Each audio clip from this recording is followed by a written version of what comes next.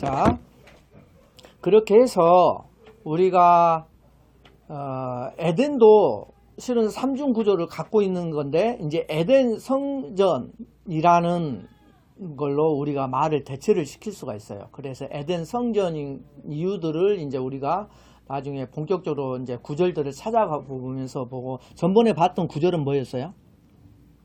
에덴 성전 우리가 저번에 봤던 에덴 성전에 대한 구절 한번 보십시다. 찾으신 분은 바로 말씀해 주셔도 돼요.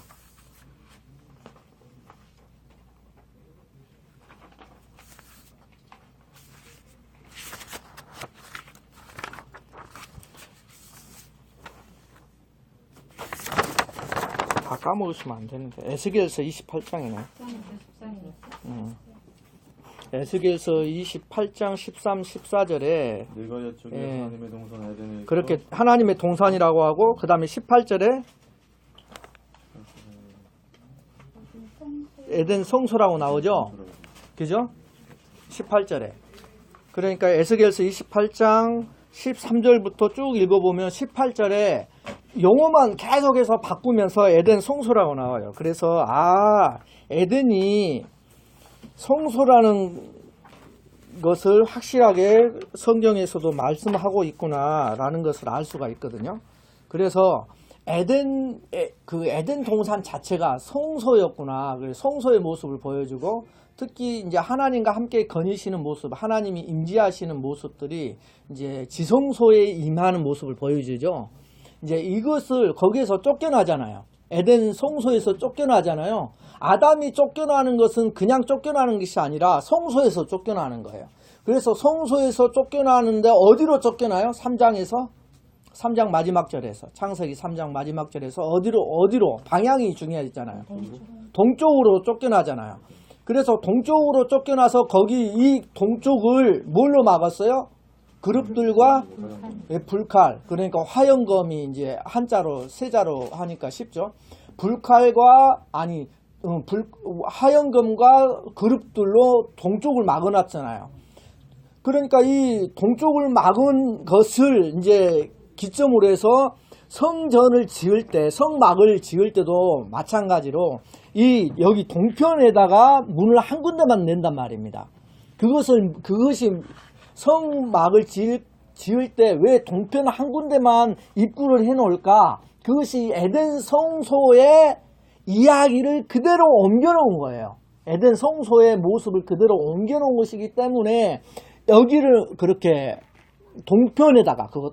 동편에다가 입구를 마련해 놓은 거예요. 그러니까 이제 이 순서가 전부 다 그 성전의 반복의 이야기를 계속 해주고요. 반복을 하는데 그냥 반복을 하는 게 아니라 우리가 이제 체험하고 눈으로 보고 삶에서 느끼게끔 이제 체험하잖아요. 이게 에덴 성소까지 그렇게 이야기를 한 다음에 그 다음에 누구 이야기가 나와요? 노아 이야기가 나오잖아요. 그 다음에 이야기는 인류의 바벨탑 사건으로 인해서, 타락으로 인해서 노아 이야기가 나오잖아요. 근데 노아 이야기에서는 그러면 성소 이야기가 어디에 숨어 있어요? 노아 이야기 속에는 성소가 숨어 있는 게, 성전의 개념이 노아 이야기에서 숨어 있는 것은 노아 방주예요. 노아 방주가 몇 층짜리예요? 3층으로 만들잖아요. 그게 전부 다 하나님이 그냥 짓게 하는 게 아니라 노아 방주는 다 하나님께서 설계를 해주셔서 주신 내용대로 짓게 하는 거거든요. 근데 3층 구조로 만들어요. 그냥 왜 3층으로 만들어야 하는 이유가 있죠, 하나님께서. 왜 그러냐면 노아 방주가 하나의 성전의 개념이에요. 그래서 구원의 방주라고 보통 우리가 노래를 하잖아요. 그래서 이 성전의 개념이기 때문에 이 성전에 들어가야지만, 우리가 성전이 돼야지만 우리가 뭘 얻는다는 거예요? 구원을 얻는다는 거예요. 그것을 노아 방주로서, 홍수에서 살아남는 노아의 가족, 노아 방주의 이야기로서 다시 한번 이 성전의 이야기를 해준단 말입니다. 그 다음에 노아 방주 다음에는 그 다음에 또 무슨 이야기가 나와요? 바벨탑 이야기가 나오잖아요. 바벨탑 이야기가 나오는데 우리가 공부를 했잖아요. 이 바벨탑도 학자들이 연구를 해보니까 바벨탑도 어떤 구조를 실은 따라서 한 거예요? 성전의 구조를 실은 따라서 바벨탑을 만든 거예요. 연구를 해보니까 학자들이.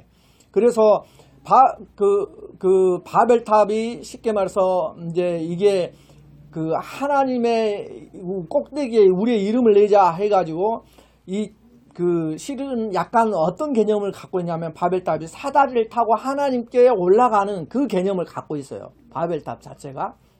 그래가지고 이 바벨탑하고 좀 연결되는 것이 뭐하고 연결되냐면 나중에 인류 역사 속에 나타나는 그 이집트 뭐가 유명해요? 이 피라미드하고 연결이 되는 거예요.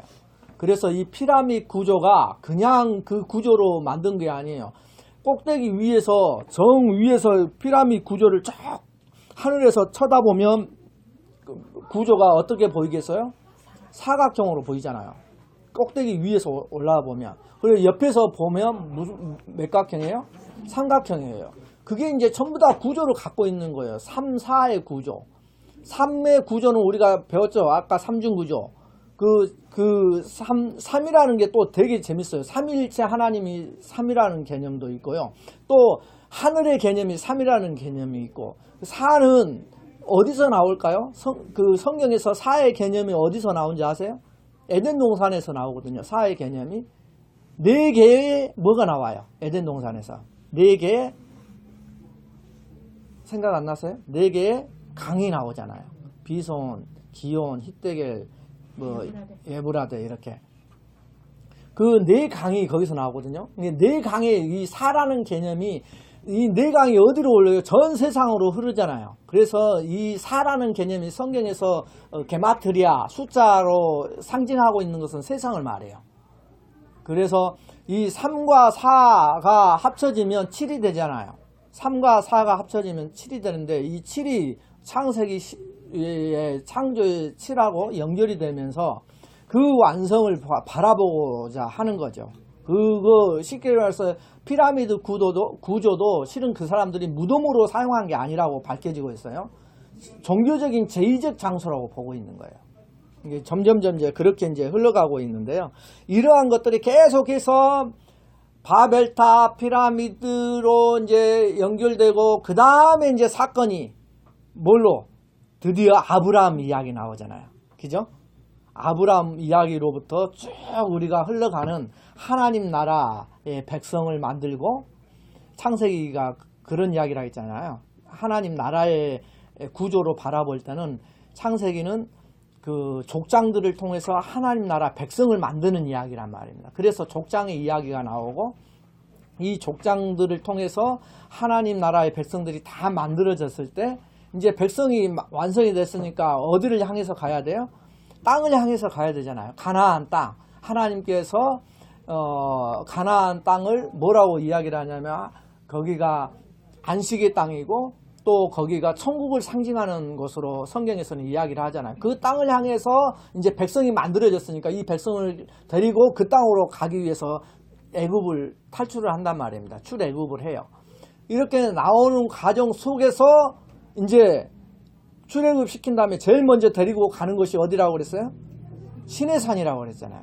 시내산에 딱 가는 이유가 거기서 하나님과 언약을 체결하기 위한 거예요. 언약 체결.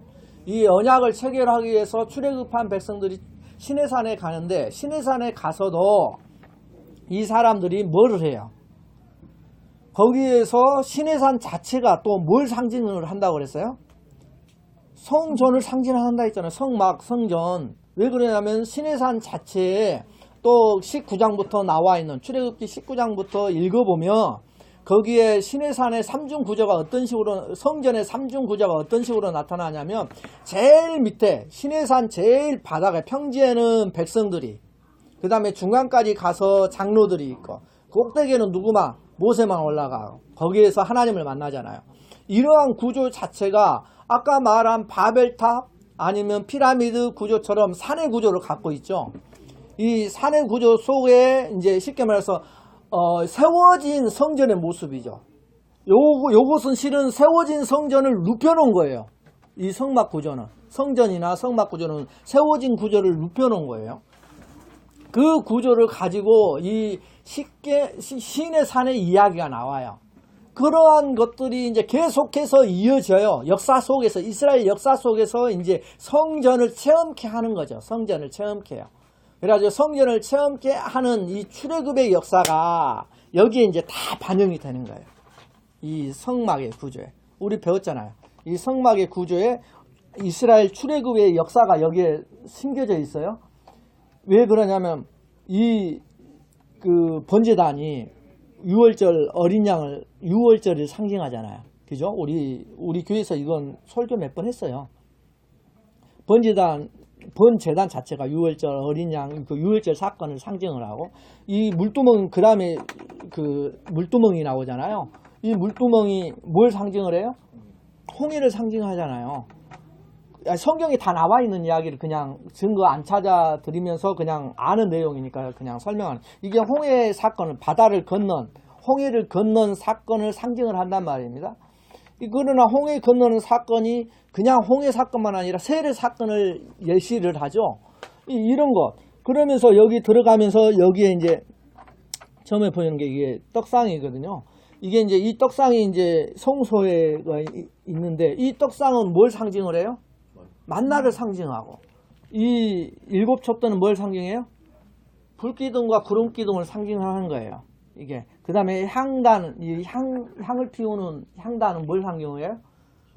기도를 상징해요. 누구의 기도? 특별히 그때 모세가 모세가 기도를 하죠. 어디 아말렉과 싸움 전투에서 두 팔 들고 하나는 아론하고 훌인가요? 이 둘이서 받쳐주면서 그걸 상징을 한단 말입니다. 기도를 상징하는 거예요.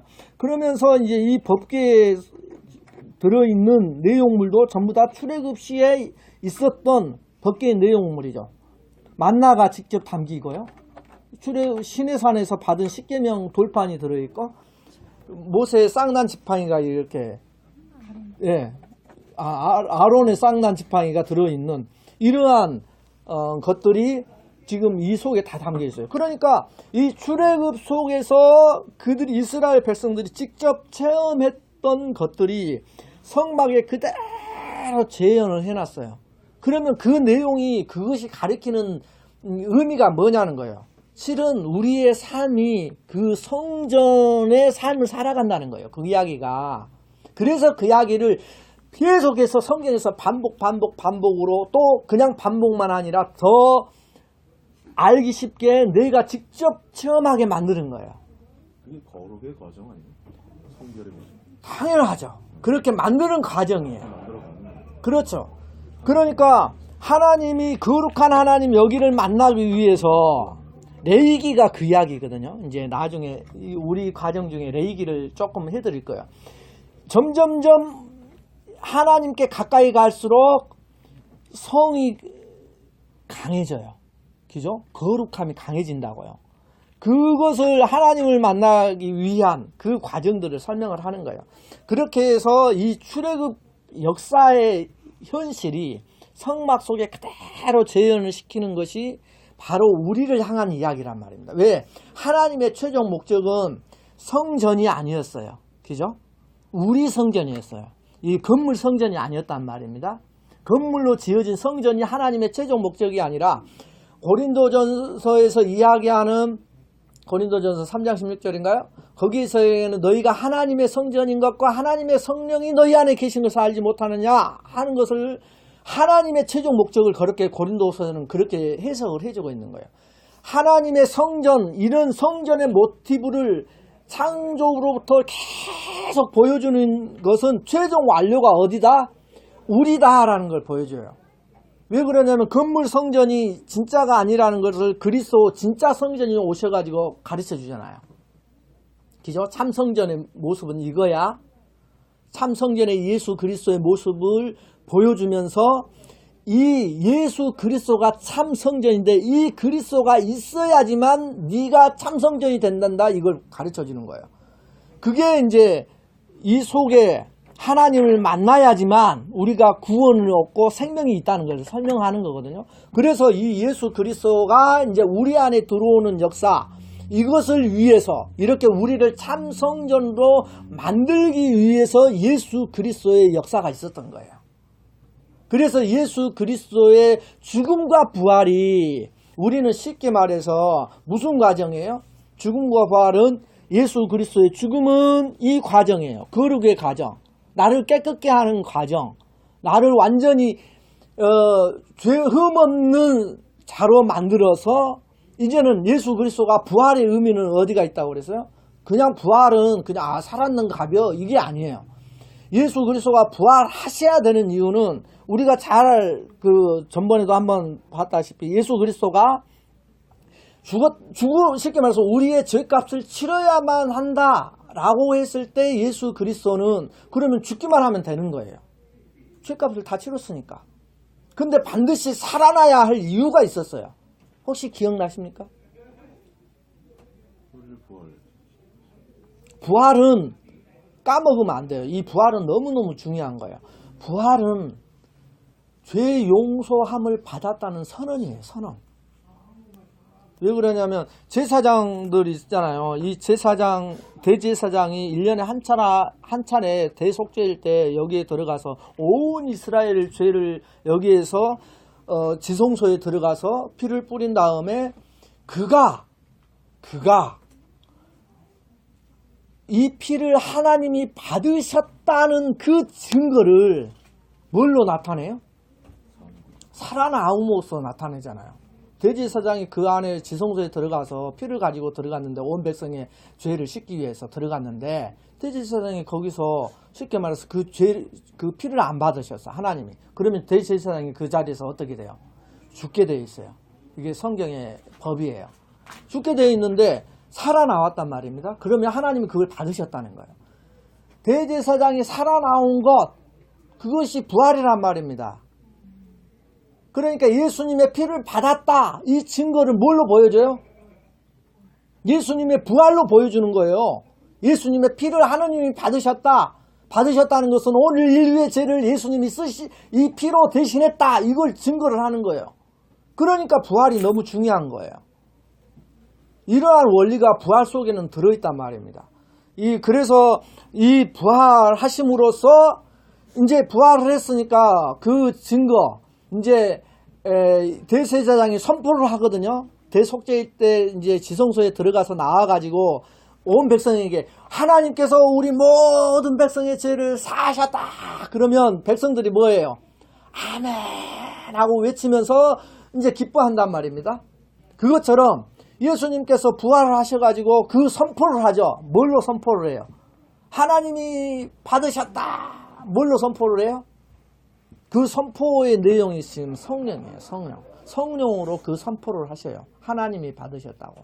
그래서 이 성령님이 이제는 성령이 오셔가지고 온 우리 속에 직접 내 안에 성전 안에 들어오시는 역사가 드디어 일어나는 거예요.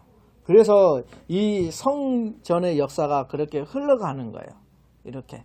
그래서 나를 만드는 과정, 또 예수님이 하신 과정은 또 이렇게 똑같이 따라가요. 예수님의 생애가 이 출애굽의 생애를 그대로 따라가요. 나중에 한번 그걸 더 정리해서 말씀드리도록 하겠습니다. 그러한 삶 속에서 우리가 이제 성전의 삶으로 어떻게 살아가는지를 보여주는 것이 누가복음 20장이에요. 한번 누가복음 20장 봐보세요. 펴셨죠? 누가복음 20장. 제 성경으로는 129쪽이네요. 129쪽. 누가복음 20장. 자, 한번 보십시다. 누가복음 20장 1절부터 18절의 내용인데 1절부터 18절의 내용은 무슨 내용이냐면 하루는 예수께서 성전에서 백성을 가르치며 복음을 전하실새 대제사장들과 서기관들이 장로들과 함께 가까이 가서 예수님께서 야 네가 무슨 권위로 이 일을 하느냐 이렇게 따지고 들어요. 그러니까 이제 예수님께서 거기에 대한 답변을 바로 안 하시고 4절에 요한의 세례가 하늘로부터냐 사람으로부터냐 라고 오히려 질문을 해요. 여기에 니들이 답변을 하면 내가 답해 줄게. 그러니까 이 말을 들으니까 하늘로부터 5절에 보니까 하늘로부터라 하면 어찌하여 그 세례 요한을 믿지 아니하였느냐 할 것이요 만일 사람으로부터라 하면 그 세례 요한이 사람으로라면 백성이 요한을 선지자로 인정하니 그들이 다 우리를 돌로 칠 것이다. 그래서 우리는 모른다 이렇게 답변을 해요. 그러니까 예수님께서도 나도 무슨 권위로 이런 일을 하는지 너희에게 안 알려줄게 이렇게 하면서 그 권위 이야기를 포도원 이야기로서 해줘요. 비유를 해줘요. 무슨 권위로 하는지. 포도원 이야기. 이 포도원 이야기는 어떤 이야기냐면 한 그 사람이 포도원을 만들어서 이 포도원 농부들에게 이 포도원을 관리하라고 하고 먼 길을 떠나요. 먼 길을 떠나서 이제 세를 받으려고 종들을 보내요. 이제 포도원을 맡겨놨으니까. 그런데 이 종들이 그 농부들이 종들을 막 죽도록 패요. 그래가지고 보내요. 그래가지고 또 다시 보내요. 또 그렇게 해요. 또 보내요. 3번이나. 그러다가 도저히 안 되겠다. 내 아들을 보내야 되겠다. 그렇게 해요. 그래가지고 내 아들은 그래도 존경하겠지. 내 아들이니까, 주인의 아들이니까. 저 주인의 아들을 보내니까 이 농부들이 어떻게 해요? 저 상속자를 죽이면 이 포도원 내 것이 될 것이니까 죽이자 하고 죽여버린다는 사람. 그러면 주인이 어떻게 하겠냐는 거예요. 어떻게 해요? 주인이 와가지고는 이제 다 그 농부들을 다 죗값을 물으겠죠. 그죠? 그것을 해요. 그것이 예수님의 권위예요. 그 이야기가. 그러면 여기서 이야기를 하고 있는 것이 재밌는 게 20장 봤으니까 이제 19장이 바로 앞에 있잖아요. 19장 한번 봐보세요. 19장 45절부터 한번 보십시다. 19장 45절에 성전에 들어가서 장사하는 자들을 내쫓으며, 이제 예루살렘 성전에 들어가서 장사하는 자들이 있었잖아요. 그들을 내쫓으시며 46절에 그들에게 이르시되 기록된 바 내 집은 기도하는 집이 되리라 하였거늘 너희는 강도의 소굴을 만들었도다 라고 화를 내시면서, 예수께서 날마다 성전에서 가르치시니 대제사장들과 서기관들과 백성의 지도자들이 그를 죽이려고 깨하되 48절 백성이 다 그에게 귀를 기울여 들으므로 어찌할 방도를 찾지 못하였더라. 이 내용은 우리가 잘 아는 내용이에요. 성전 청결 사건이죠. 들어가서 보니까 성전에서 서로 장사하고 막 환전하고 하는 거예요. 그 상을 뒤엎으면서 내 집은 기도하는 집이라고 하면서 상 뒤집으면서 그 장사하던 사람들을 성전에서 쫓아내던 사건을 이야기를 하는 거예요. 그런데 여기에서 재밌는 것을 이야기를 해요. 그게 마지막 절이에요. 19장 48절. 뭐라고 이야기를 하냐면 같이 한번 읽어보십시다. 시작. 백성이 다 그에게 귀를 기울여 들으므로 어찌할 방도를 찾지 못하였더라. 백성님들이 뭐 했대요? 귀를 기울여 들었대요. 그런데 이 지도자들은 듣지 않는 거예요. 백성들은 예수님의 말씀에 귀를 기울이는데 정작 백성들을 가르치는 지도자들은 듣지 않는 거예요. 그래서 성경에서 복음이 있어요. 성경에서 아주 복 중에 복이 있어요. 그 복을 뭐라고 하냐면 듣는 복이에요. 듣는 복. 왜 듣는 것이 복이냐? 이걸 알아야 되고 말로만 그런 것이 아니라, 그죠? 성경에서 복 중에 복이 들음의 복이라는 거예요. 들을 줄 알아야 돼요. 왜 그런가? 그걸 찾아봅시다. 요한복음 10장 보십시오. 요한복음 10장 26, 27. 요한복음 10장 26, 27. 164쪽 뒤쪽에 있죠? 같이 한번 읽어봐요. 시작. 너희가 내 양이 아니므로 믿지 아니하는도다. 내 양은 내 음성을 뭐하며? 그러니까 예수님의 양은 예수님의 음성을 듣게 되어 있어요. 양은 주인의 음성을 듣게 되어 있는 거거든요. 그 음성을 들음이 복이에요. 예수님의 음성에 듣는 자는 예수님의 양이라는 거예요. 그죠? 듣지 않는 자는 그들이 뭐라는 거예요? 양이 아니라는 거예요. 그 사람들은. 그걸 이야기를 하는 거예요. 그래서 성경에서 복은 들음의 복이 이야기를 하는 거예요. 그래서 여기에서 그들이 그러죠. 20장에서 야 네가 무슨 권위로 하냐? 그 세례 요한이 하늘로부터 그걸 물어보니까 요한의 세례가 하늘로부터냐 사람은 하늘로부터다. 그러면 요한이 증거한 게 있죠. 예수님을. 요한복음 1장 봐보세요. 뭐라고 증거하는가? 요한복음 1장 29절에 요한이 뭐라고 증거를 하는가 보세요. 요한복음 1장 29절 같이 한번 읽어봐요. 시작. 이튿날 요한이 예수께서 자기에게 나아오심을 보고 이르되 보라 세상 죄를 지고 가는 하나님의 어린 양이로다. 그러니까 요한은 사람들에게 뭐라고 증언을 하냐면 예수님을 보시고 보라 세상 죄를 지고 가는 하나님의 어린 양이로다 이렇게 표현을 해요. 그것만 그렇게 하는 게 아니에요. 30절에 내가 전에 말하기를 내 뒤에 오는 사람이 있는데 나보다 앞선 것은 그가 나보다 먼저 계심이라 한 것이 이 사람을 가리킴이라. 다시 한번 또 증언을 하죠. 또 그래요. 나도 그를 알지 못하였으나 세례 요한도 누가 그 사람인지를 몰랐다는 거예요. 그러나 내가 와서 물로 세례를 베푸는 것은 그를 이스라엘에게 나타내려 함이라. 그러니까 세례 요한이 사람들에게 세례를 주는 이유가 나와 있죠. 왜요? 그를 찾기 위함인 거예요. 이 세례 요한에게 하나님이 예언했던 그 사람을 찾아내기 위해서. 요한이 또 증언하여 이르되 내가 보매 성령이 비둘기같이 하늘로부터 내려와서 그의 위에 머물더라. 세례 요한이 예수님 세례 줄 때 현상을 이야기해 주는 거죠. 그다음에 나도 그를 알지 못하였으나 나를 보내어 물로 세례를 베풀라 하신 그이가 나에게 말씀하시되 성령이 내려서 누구 위에든지 머무는 것을 보거든 그가 곧 성령으로 세례를 베푸는 일인 줄 알라 하셨기에 내가 보고 그가 하나님의 아들이심을 뭐했다? 증언했다. 이해가 되시죠? 그러니까 야 세례가 하늘로부터냐 사람으로부터냐? 하늘로부터라고 하면 이것을 세례 요한의 증언을 믿어야 될 거 아니에요. 근데 그렇게 지들이 할 수가 없잖아요. 왜? 듣지 못하는 자니까. 그들은 양이 아니니까 못 듣는 거예요. 근데 그냥 세례 요한의 증언을 일단 들은 거 아니에요? 사람들을 통해서 들었겠죠. 그러나 이들은 그걸 안 믿는 거예요. 왜? 양이 아니니까. 그렇게 해서 이렇게 세례 요한이 그렇게 이야기를 해요. 그래가지고 예수님께서 그 포도원 농부의 비유를 하죠.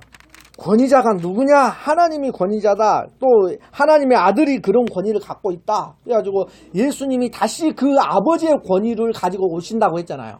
그죠? 그렇게 했을 때 이제 심판의 권위를 갖고 오시는 것이죠. 이런데 오늘 그 포도원 농부의 비유에서 좀 이상한 점이 나와요. 누가복음 20장에 포도원 농부의 비유에서 이상한 점이 나오는데 누가 이상하게 나와요? 농부가 이상해요? 주인이 이상해요? 아들이 이상해요? 세 사람이 주인공으로 나오는데 누가 이상하게 나와요? 주인이 좀 이상하죠. 왜 그러냐면 보통 우리는 포도원 내가 주인이라면 어떻게 하겠어요? 맨 처음에 종을 보냈어요. 그러면 종을 보냈는데 그 종을 그 세를 안 주고 종을 그냥 죽도록 패서 보내버렸어. 그 세도 안 내고. 예? 그러면 주인이라면 내가 주인이라면 어떻게 하겠어요? 당장 그렇죠. 당장 예, 쳐들어가든가 아니면 농부들을 해고를 시키죠. 다른 농부 세를 낼 만한 농부로 다 교체를 시키죠. 그죠? 그렇게 하면 되는데 이 주인은 이상해요. 그렇게 간단하게 그냥 해결하면 될 것을 또 보내고 그걸 세 차례나 보내요. 또 더 웃기는 것은 아들까지 보내서 죽게 한단 말입니다. 그러니까 이 포도원 농부의 비유가 이야기하고자 하는 핵심이 있겠죠. 그게 뭐예요? 이상한 주인의 행동을 보라는 거예요. 그래서 포도원 농부의 비유를 하니까 이 포도원 농부의 비유를 그 바리새인과 서기관들이 알아먹었을까요? 못 알아먹었을까요? 알아먹었어요. 19절 봐봐. 20장 19절 봐봐요. 20장 19절 시작. 서기관들과 대제사장들이 예수의 이 비유는 누구들을? 자기들을 가리켜 말씀하신 줄 알고 즉시 잡고자 하되 백성을 두려워하여. 이것은 예수님의 비유를 대부분 못 알아듣거든요. 그래서 설명해주고 하는데 이 비유는 서기관들과 대제사장들이 즉시 알아먹어요.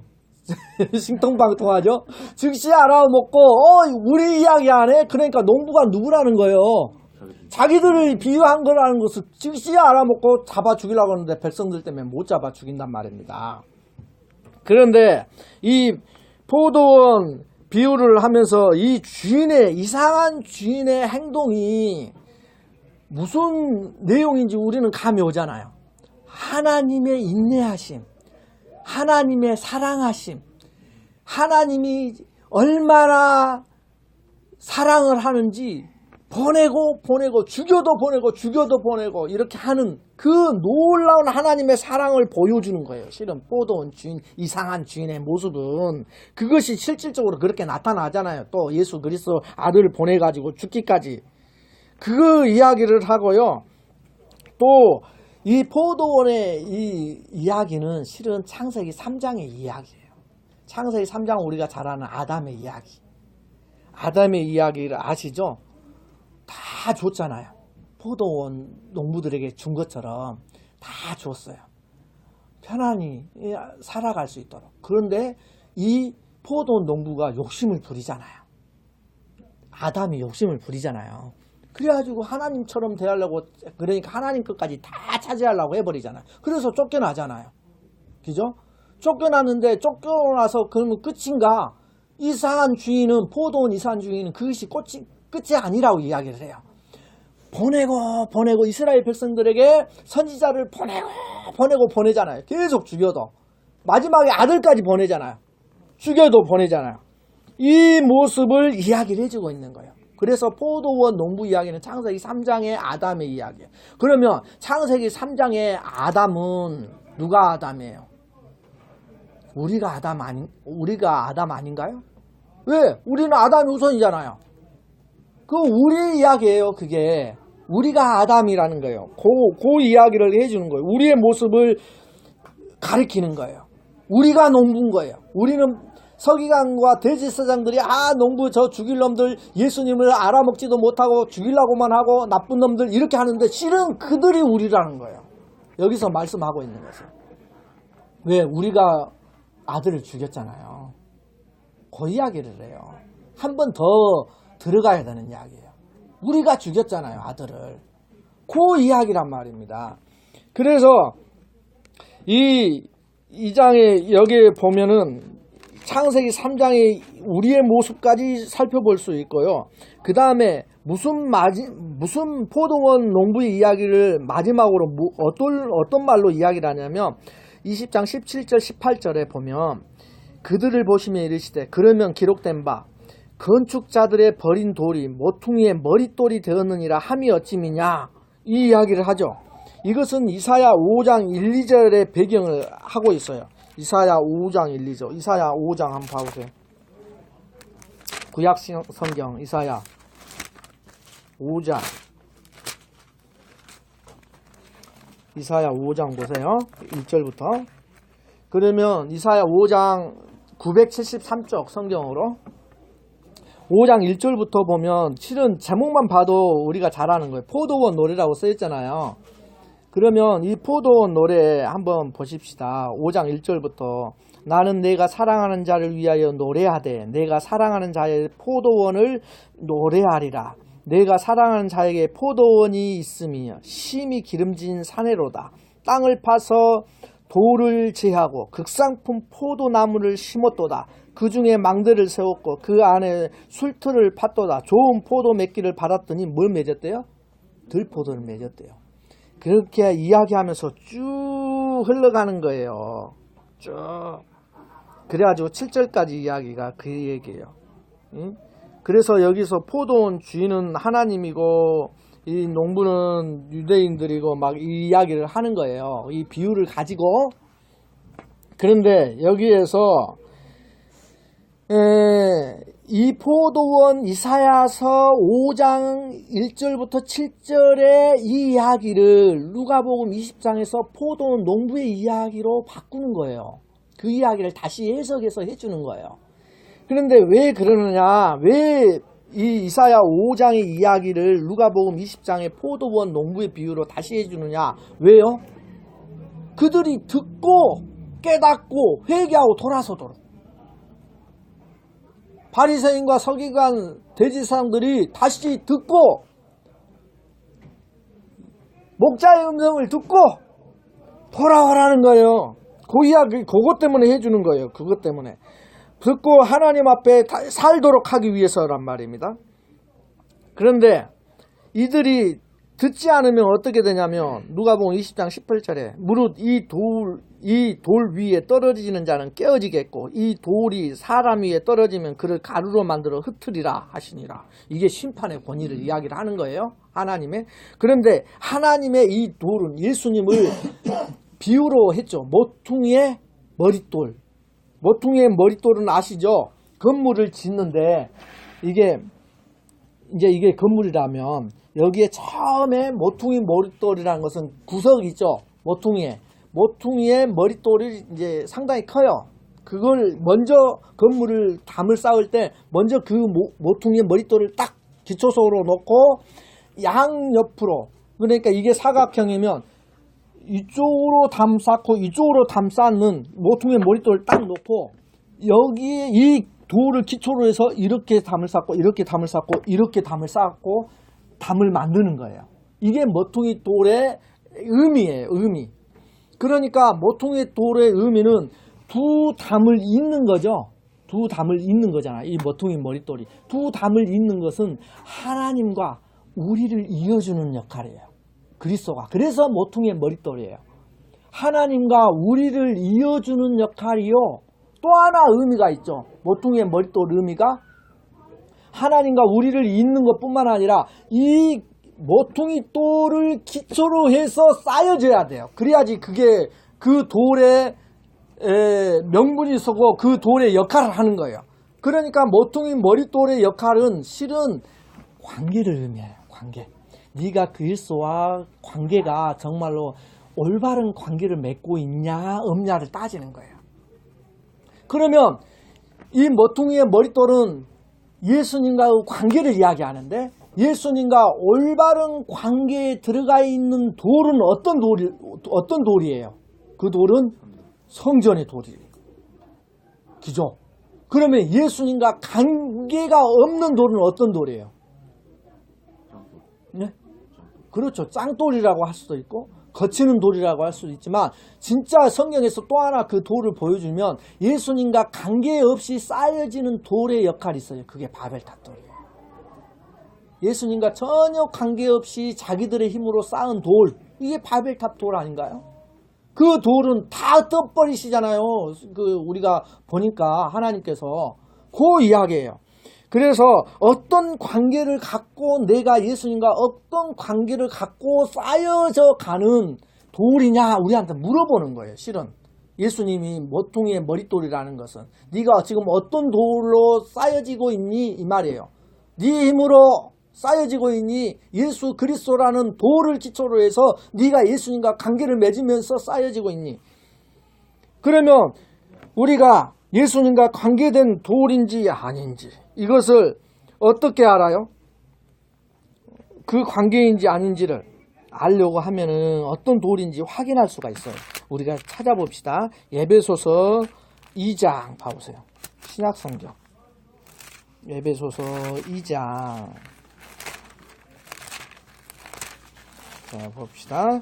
에베소서 2장 20절부터 22절 에베소서 신약성경입니다. 에베소서 2장 20절부터 22절 같이 한번 읽어봐요. 시작. 너희는 사도들과 선지자들의 터 위에 세우심을 입은 자라. 그리스도 예수께서 친히 여기서 모퉁이돌 이야기 나오죠. 예수님이 친히 모퉁이돌이 되었다고. 21절 그의 안에서, 이게 그의 안에서가 관계라는 말이에요. 예수님과 관계 안에서, 예수 그리스도 안에서 이 말이에요. 그의 안에서 건물마다 서로 연결하여 주 안에서 뭐가 되어가고? 성전이다. 그러니까 예수님과 연결이 된 자는 뭐가 된다는 거예요? 성전이 되어간다는 거예요. 그래서 성전의 돌이 된다는 거예요. 성전이 되어가고 22절 너희도 성령 안에서 하나님이 거하실 처소가 되기 위하여 그리스도 예수 안에서 함께 어떻게 돼요? 지어져 가는 것입니다. 함께 지어져 가는 거예요. 그러니까 함께 지어져 간다는 원리를 아시겠죠? 하나님의 거하실 처소가 되기 위해서는 함께 지어져 가야 돼요. 지어져. 그래서 예수 믿는 것은 독불장군이 없는 거예요. 나만 잘 믿고 가면 되지 이것이 없는 거예요. 그건 성경을 잘못 본 사람이에요. 자기 혼자 돌을 만들면 바벨탑 돌밖에 안 된다니까요. 결국은 무너지게 돼 있어요. 그래서 함께 지어져 가는 돌로서 이야기를 하고 있는 거예요. 이게 아주 중요한 이야기예요. 그러면 우리가 성전의 돌로서 성전으로서 어떻게 살아가야 되느냐 이제 이게 중요하잖아요. 그죠? 우리가 성전의 돌로서 고린도전서 다시 한번 보십시다. 고린도전서 6장 19절. 고린도전서 6장 19절.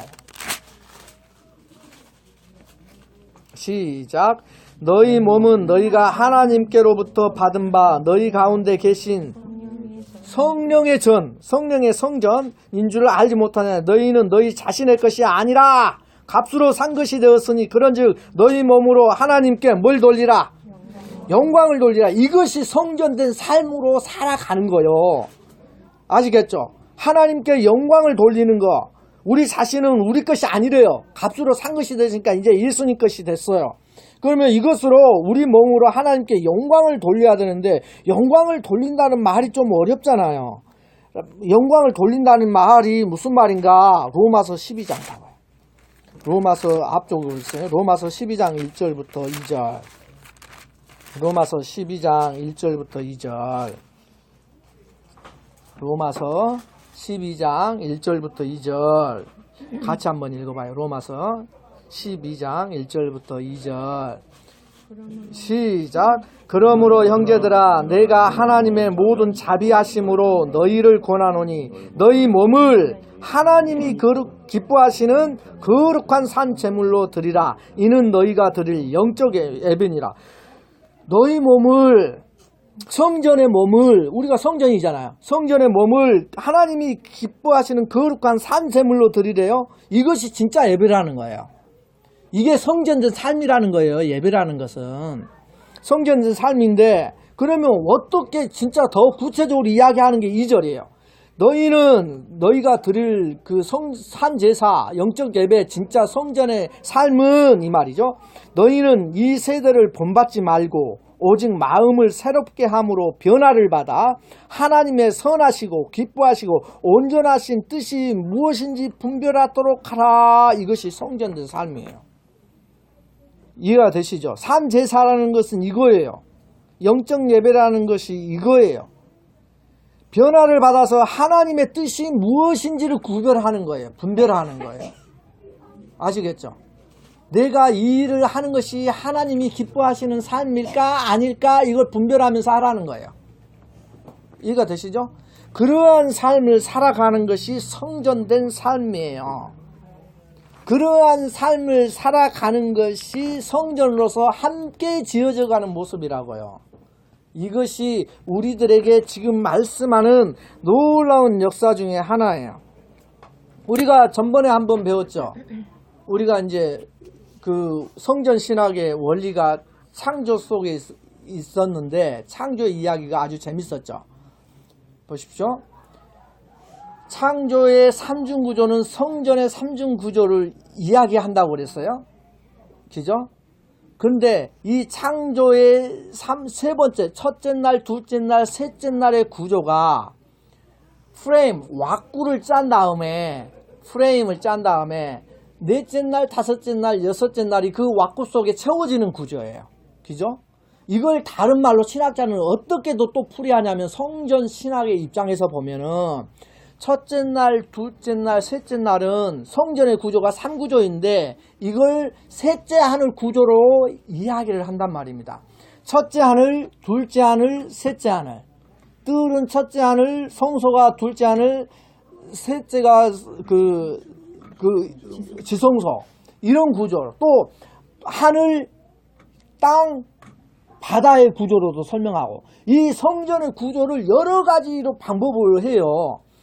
이렇게 설명하는데 이것이 어떤 구조냐면 창조의 첫째 날, 둘째 날, 셋째 날이 이걸 하늘로 보는 거예요. 하늘로 보고 넷째 날, 다섯째 날, 여섯째 날을 뭘로 보여요? 땅의 구조로 보는 거예요. 그래서 하늘의 뜻이 땅에서 이루어지는 역사로 보는 거예요. 이해가 되셔요? 그런 구조로 보는 것이 성전의 구조예요. 또 하나 우리가 전번에 배웠던 하늘의 뜻이 땅에서 이루어지나이다. 이것이 어디에서 가장 강하게 나타난다고 그랬어요? 주기도문. 그죠? 하늘의 주기도문의 내용이 그거잖아요. 하늘에 계신 우리 아버지여 이름이 거룩히 여김을 받으시오며 나라의 임하옵시며 뜻이 하늘에서 이루어진 것 같이 땅에서도 이루어지다. 주기도문의 가장 핵심이 그거예요. 이름 거룩, 하늘에 계신 우리 아버지 이름이 거룩해 나라의 임하옵시며 전부 다 뭐예요? 그것이 하나님의 뜻이잖아요. 이름이 거룩해지고 나라가 임하옵시고 이것이 전부 다 하나님의 뜻이란 말이야. 하나님의 뜻이 땅에서 이루어지다. 이것이 주기도문의 핵심이에요. 실은. 그러면 하늘의 뜻이 땅에서도 이루어지다라고 이야기를 했을 때 그것이 성경에 실체가 있나? 우리가 그것을 살펴본 것이 전번주 이야기였어요. 욥기 이야기가 그랬죠. 욥기 이야기가 욥기 1장 딱 보니까 우리가 어땠어요? 욥기 1장의 이야기가 맨 처음에 땅의 이야기를 하죠. 욥이 구스 땅에 이런 욥이 살았더라. 1절부터 뭐 5절까지인가요? 이거 그 구조가 그랬잖아. 그 다음에 그 구조가 딱 끝나니까 갑자기 장면이 어디로 바뀌어요? 땅에서 하늘로 옮겨졌잖아요. 그래서 하늘 천상회의에 누가 나타나요? 하나님만 있는 게 아니라 사단이 나타나가지고 끼어들잖아요. 그래가지고 욥을 자랑하잖아요. 너 욥이라는 애 봤냐? 얼마나 잘하는지. 그러니까 하나님이 축복 주니까 잘하죠. 그러니까 이제 거기서 하늘의 결정이 나잖아요. 하늘에서 그 욥만 손대지 말고 네 마음대로 해라. 그러니까 하늘의 뜻이 딱 결정이 되죠. 그러니까 그 결정된 것을 하늘의 뜻이 어디서 이루어져요? 땅에서 그대로 집행이 되는 것이 그 다음 이제 단락에서 나오잖아요. 다 죽이잖아요. 욥 아들들이랑 재산을 다 쳐주잖아요. 그 다음에 또 다시 장면이 하늘로 가잖아요. 그래서 하늘에서 또 다시 그 하늘의 뜻이 결정이 되니까 그 뜻을 가지고 또 요 땅으로 와가지고 땅의 결정이 하늘의 뜻이 땅에서 이루어지는 역사가 일어나죠. 이게 욥기의 아주 중요한 요점이에요. 하늘의 뜻이 땅에서 이루어지는 실질적인 역사적인 내용, 그것이 욥기에서 가장 강하게 드러나는 내용이란 말입니다. 그런 것처럼 우리가 이 땅을 살아가면서 주기도문에 하늘의 뜻이 땅에서 하나님 아버지의 뜻이 땅에서 이루어지는 역사가 이제는 어디에서 일어나야 돼요? 내 안에서 이루어지는 거예요. 내 안에서. 왜 그러냐면 성전의 삼중구조가 나를 향한 거라 했잖아요. 내 안에서 하나님의 뜻이 나에게서 이루어져야 된단 말입니다. 그것이 안 일어나면 망하는 거예요. 이해가 되시죠?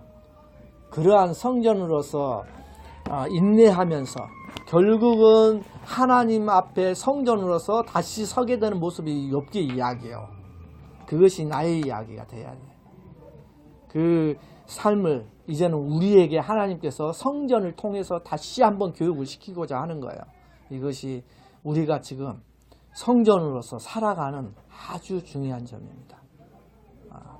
그러면 다음 주에는 또 더 재밌는 이야기로 더 놀라운 것으로 한번 또 우리가 같이 성전 신학을 공부했으면 좋겠습니다. 기도하시겠습니다. 살아계신 하나님 아버지 은혜를 감사합니다. 주님이 우리 가운데 늘 함께 하시고